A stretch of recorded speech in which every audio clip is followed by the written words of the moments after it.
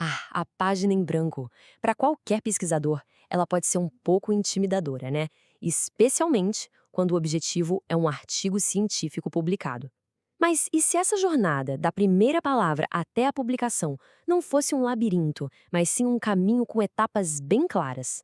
É justamente esse mapa que a gente vai desvendar agora. Então, a grande questão é essa: como é que se transforma meses, às vezes até anos de pesquisa em um artigo coeso, um artigo que pode ser publicado? Olha, o segredo não é nenhuma mágica, mas sim método. É tudo uma questão de entender a estrutura e as etapas que transformam um monte de dados em um argumento científico só. Então, vamos ao que interessa.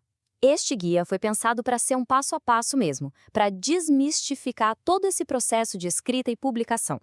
A meta aqui é simples: trocar aquela intimidação da página em branco por um plano de ação concreto, que funciona de verdade.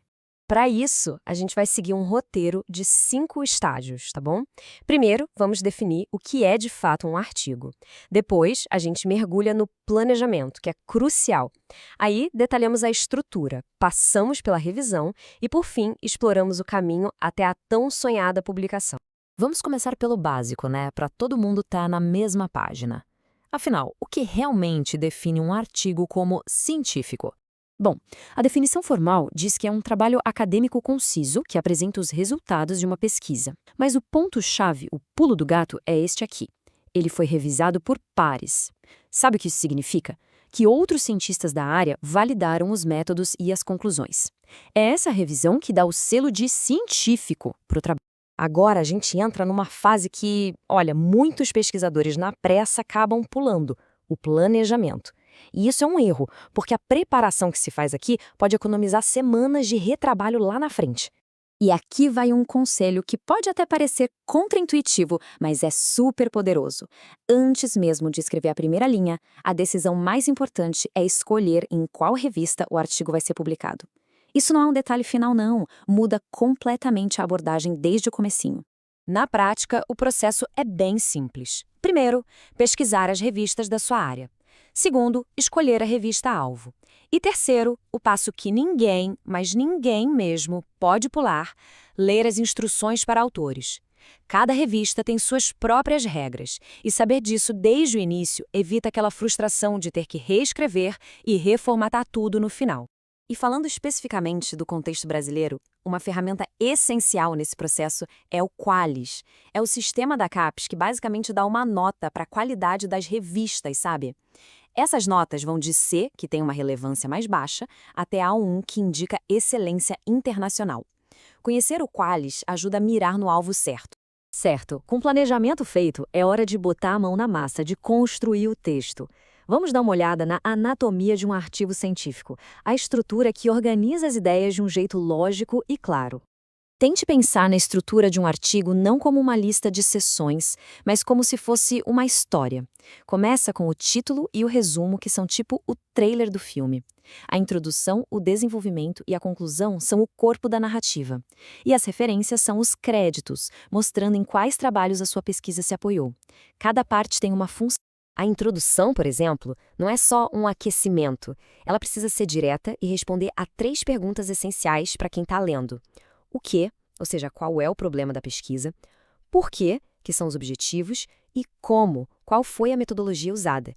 Isso já prepara o terreno para tudo que vem depois. E este slide aqui é um ótimo exemplo de um ponto super importante para o desenvolvimento: o poder dos recursos visuais. Tabelas como esta e gráficos não são só enfeites, viu? Eles são a forma mais clara e direta de apresentar dados complexos, permitindo que os resultados falem por si mesmos. Ok, como o rascunho pronto, a gente entra na fase do polimento.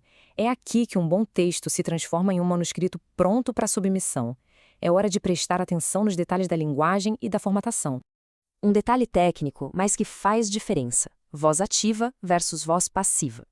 A equipe analisou os dados, é ativo, é direto. Já os dados foram analisados, é passivo, mas impessoal. Nenhum dos dois está errado, mas usar demais a voz passiva pode deixar o texto pesado, cansativo. A chave, então, é o equilíbrio: usar cada uma com uma intenção clara. Agora, um ponto fundamental: plágio. A fonte que a gente analisou é bem direta, a pior coisa que pode acontecer em um texto. É muito importante entender que citar outras fontes corretamente não enfraquece o seu trabalho. Muito pelo contrário, fortalece os seus argumentos colocando eles em diálogo com a comunidade científica. Para uma revisão que realmente funciona, aqui vai um checklist.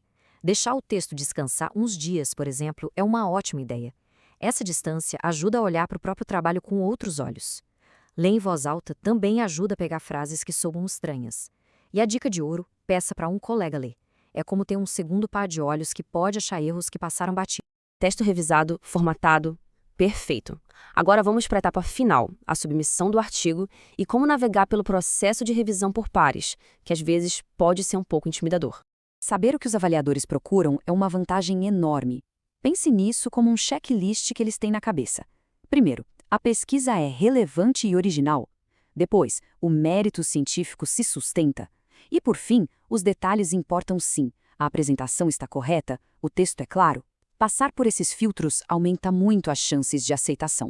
E aí vem a pergunta que dá um frio na barriga em muita gente. E se o artigo for rejeitado? É importante encarar essa possibilidade não como um fracasso, mas como uma parte normal e muitas vezes bem construtiva do processo científico. A orientação da fonte é clara e bem encorajadora. Não desanime. A rejeição quase sempre vem com comentários com pareceres. A ideia é usar esses comentários para corrigir e melhorar o trabalho, e aí submeter de novo, seja para a mesma revista ou para outra. Persistência é a chave. Então, depois de toda essa jornada, vale a pena o esforço? Com certeza. Publicar não é só para adicionar uma linha no currículo, é sobre ganhar reconhecimento, abrir portas na carreira e, o mais importante, é a chance de adicionar uma pecinha ao grande quebra-cabeça do conhecimento humano.